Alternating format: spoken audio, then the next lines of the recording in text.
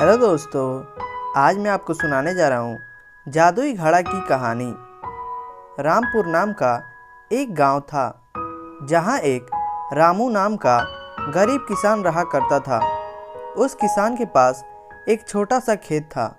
वह खेत में बहुत मेहनत से काम करता था। रामू के घर उसकी पत्नी ही थी। दोनों काफ़ी गरीब थे, इसलिए कई बार उनके पास खाने के लिए भी नहीं होता था।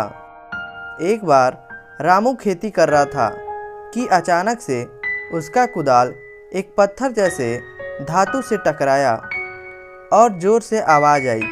रामू चौंक गया और आसपास और खोदा तो वहाँ से एक मजबूत पत्थर का घड़ा निकला। रामू सोचा कि मैं इस घड़े का क्या करूँगा।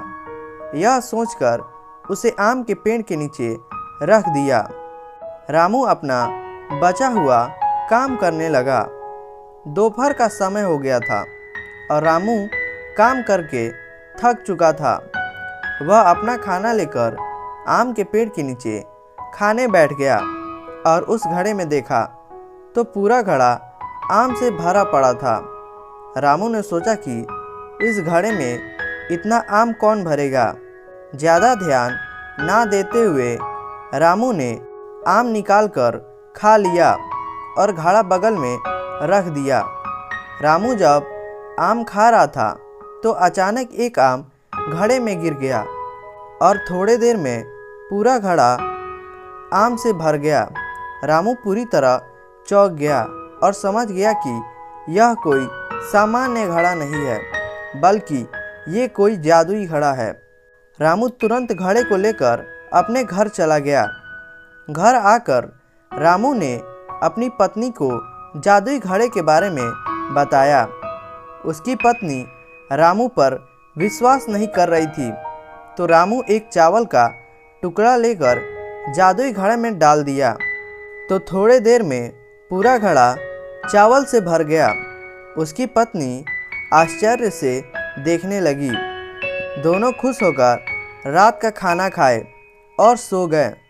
सुबह होते ही रामू उस घड़े में सब्जियां डालता और बहुत सारी सब्जियां निकालकर बाजार में बेच आता। इस प्रकार रामू खूब तेज़ी से मेहनत करके खूब सारा धन कमाया और बड़ा सा बंगला बनवा लिया। गांव के सभी लोग रामू के बारे में चर्चा करने लगे कि आखिर कैसे रामू इतना अमीर हो गया। पूरे गांव में रामू के बारे में चर्चा होने लगी। गांव में दो चोर थे। दोनों चोरी करने में खूब माहिर थे। जब ये बात उन चोरों को पता चला तो दोनों चोर दिन के समय रामू के घर जाकर देखने गए।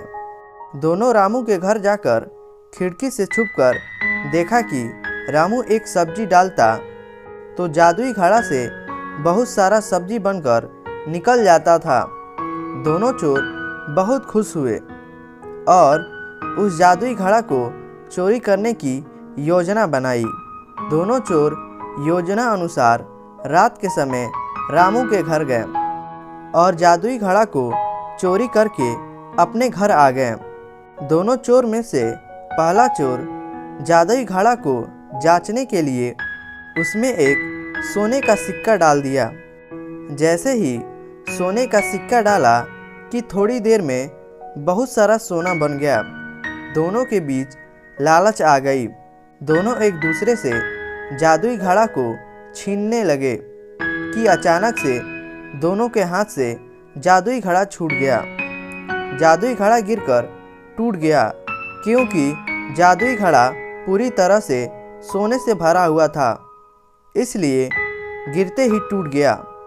इस प्रकार जादुई घड़ा ना पहले चोर का हुआ ना ही दूसरे चोर का, और दोनों जादुई घड़ा से हाथ धो बैठे।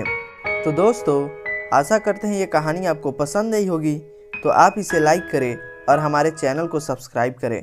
धन्यवाद।